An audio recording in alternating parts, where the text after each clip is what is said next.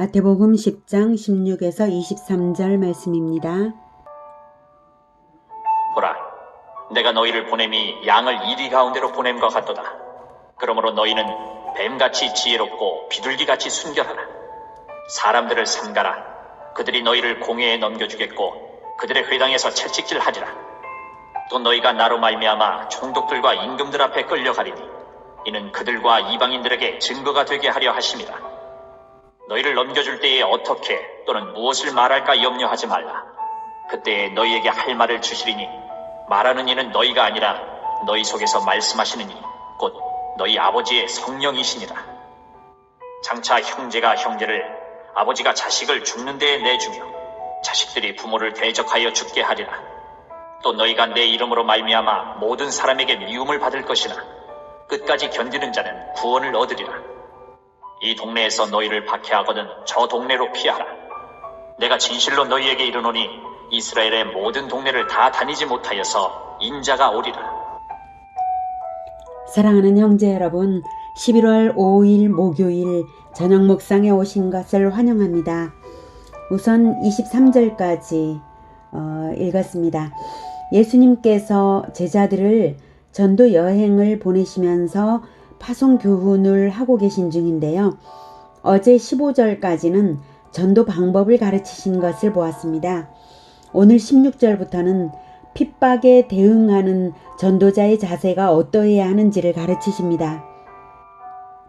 제자들의 전도 훈련은 단기 여행이지만 가르침에는 먼 훗날을 내다보시면서 예수 제자들의 전도와 선교 인생의 자세가 어떠해야 하는지를 가르치신 것입니다. 그 가르침을 한마디로 하면 뱀같이 지혜롭고 비둘기같이 순결하라입니다. 지혜와 순결을 겸해서 갖추라는 것입니다. 왜 겸해야 하냐면 순결이 부족하면 교활하게 되고 지혜가 부족하면 어리석게 되기 때문입니다.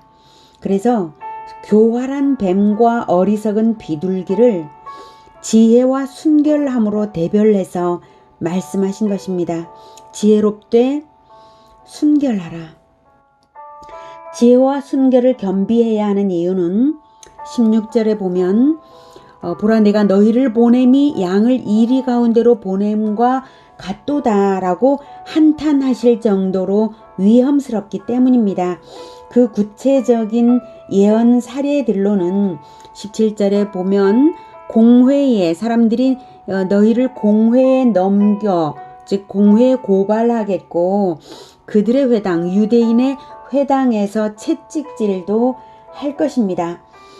공회는 사내들인 공회를 그들의 회당은 유대인 회당을 말하니까 정치적 및 종교적 박해가 있다는 말씀입니다.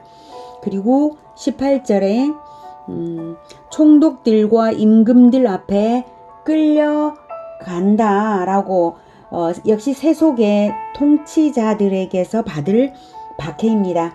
그런데 의미심장한 것은 이러한 박해를 주님께서 활용하신다는 것입니다. 예수님의 제자들이 지혜와 순결의 자세를 잃지 않고 있으면 주님께서 활용을 하시는데요. 이러한 박해를 허용하시는 이유가 이는 그들과 이방인들에게 증거가 되게 하려 하심이라. 박해 상황 속에서도 오히려 복음의 진리가 증거되게 하시는 것이 하나님 아버지의 뜻이라는 것입니다. 예수님이 십자가를 지신 것도 똑같습니다.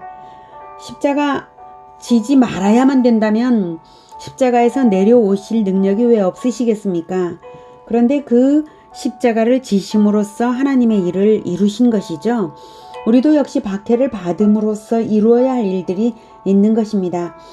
박해 받음을 통해서 그들과 이방인들에게 증거가 되게 하신 것입니다. 그러므로 박해 상황에 대해 잘 수용하고 예수님의 지침을 따르면 하나님의 뜻이 이루어지게 될 것입니다. 그 지침은 첫째는 인간적 변명을 염려하지 말고 성령으로 말하라. 둘째, 끝까지 견디어 믿음을 지키되 지역은 이동하라 입니다. 19, 20절이 첫째 지침을 말하는 부분이죠. 너희를 넘겨줄 때에 어떻게 또는 무엇을 말할까 염려하지 말라. 그때 너희에게 할 말을 주시리니 말하는 이는 너희가 아니라 너희 속에서 말씀하시는 이 곧 너희 아버지의 성령이시니라. 성령께서 제자들 안에서 할 말을 친히 준비하십니다. 제자들이 자기 변증을 계획하지 않아도 할 말을 생각나게 하신다는 뜻입니다. 사도행전 4장 8에서 12절을 보면 예수님이 체포되었을 때에는 예수님을 부인했던 베드로가 성령을 받은 후에는 베드로가 매우 담대하게 사내들인 공회에서 말하는 장면이 나옵니다. 사도행전 4장 8에서 12절 이에 베드로가 성령이 충만하여 이르되 백성의 관리들과 장로들아 만일 병자에게 행한 착한 일에 대하여 이 사람이 어떻게 구원을 받았느냐고 오늘 우리에게 질문한다면 바로 앞서서 병자가 구원받는 상황에 대해서 이 사내들인 공회가 이제 신문하기 위해서 베드로를 부른 거거든요. 거기서 말을 하는 겁니다. 10절 너희와 이 병자가 낫게 된 것은 너희와 모든 이스라엘 백성들은 알라. 너희가 사내들인 공회가 십자가에 못 박고 하나님이 죽은 자 가운데서 살리신 나사렛 예수 그리스도의 이름으로 이 사람이 건강하게 되어 너희 앞에 섰느니라.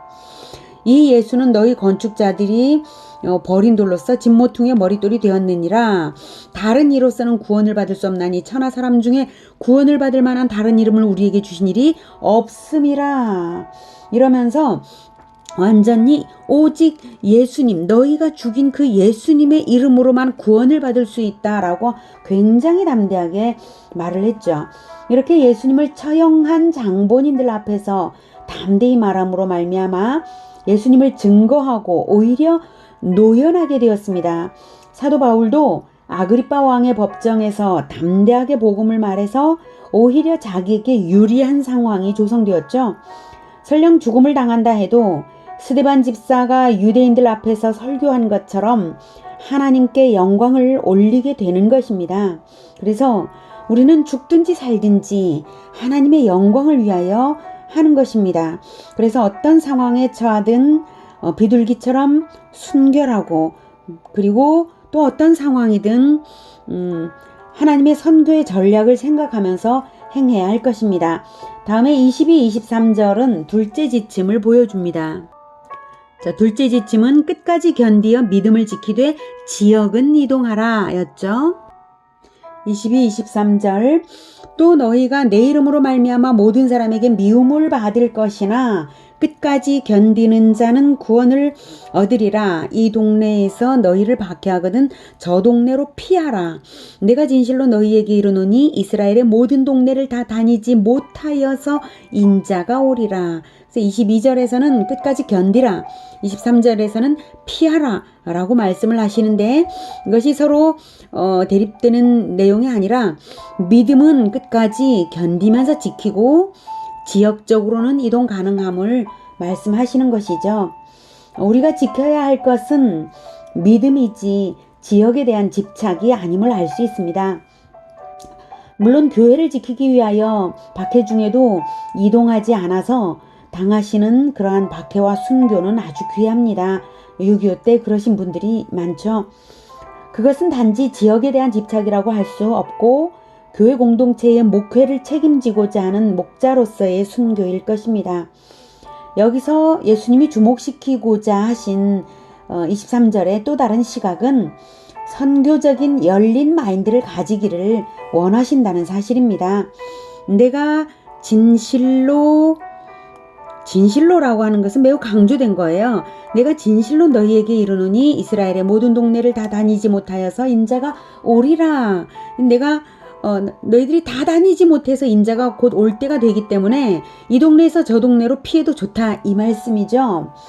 예언적인 말씀입니다. 이 말씀은 선교의 영역이 우리의 활동성에 비해 넓다는 사실과 그러므로 박해를 피해 다니는 것은 오히려 선교를 확장하는 일이 될 것이라는 진실을 말씀하시는 거예요.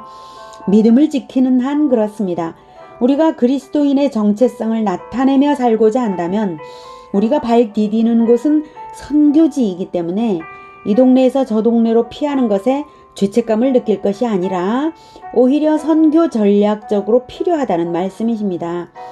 뱀처럼 지혜롭고 비둘기처럼 순결하라 하신 말씀처럼 믿음의 정결을 지키는 한 박해는 선교를 위한 이동의 신호로 여겨서 유동성 있게 융통성 있게 생각을 하고 활동할 수 있다, 이동할 수 있다, 이렇게 판단할 수 있겠습니다.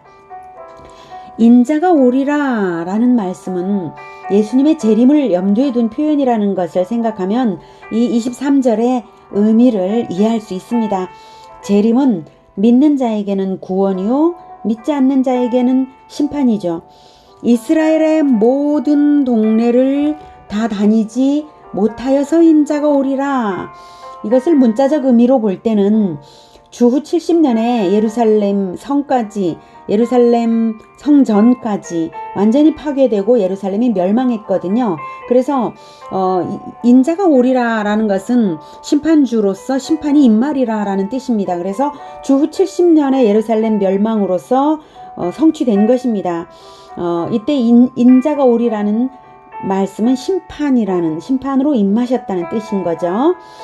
그런데 이 23절을 종말적인 예언으로 볼 때 이스라엘의 모든 동네는 영적 이스라엘인 그리스도인이 발딛고 사는 온 세상입니다.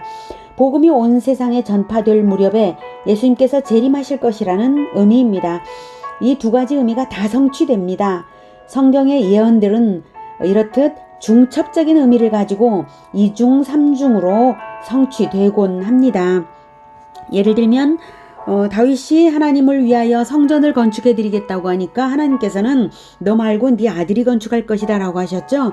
정말로 솔로몬이 성전 건축도 했지만 사실은 예수 그리스도께서 영원한 하나님의 집, 영원한 하나님의 성전인 신약의 교회 공동체를 건설하시고 계시죠. 그래서 성경의 예언은 중첩적인 의미가 있고 이중, 삼중으로 성취된다라는 사실입니다.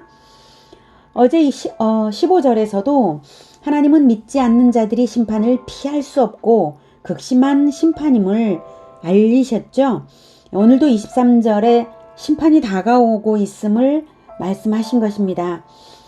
그러니 예수 제자의 전도 사명이 얼마나 중요합니까?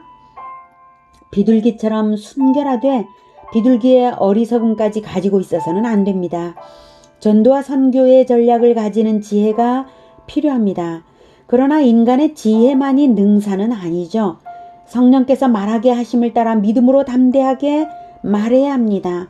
박해 상황에 따라서는 속히 지역을 이동해서 선교 영역을 오히려 확장해 나가는 지혜가 필요하고 이런 지혜를 쓸 수 있는 사람은 반드시 순결함으로 믿음을 굳건하게 지켜가는 사람이어야 되는 것입니다.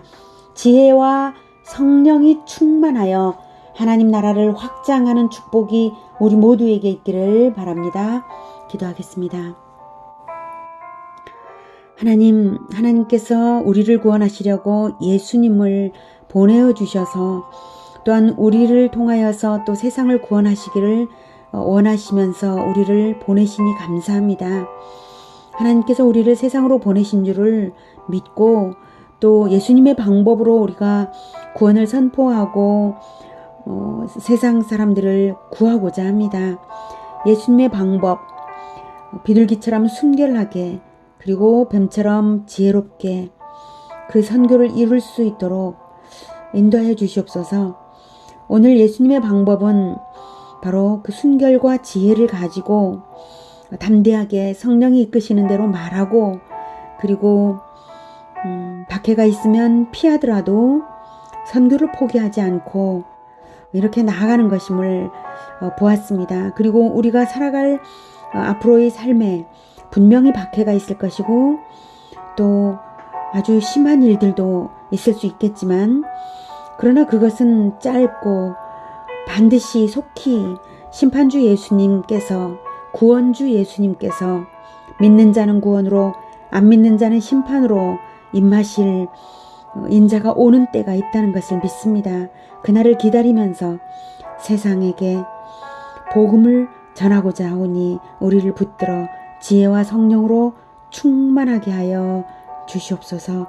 예수 그리스도 이름으로 기도드립니다. 아멘. 이어지는 시간은 개인 기도 시간입니다.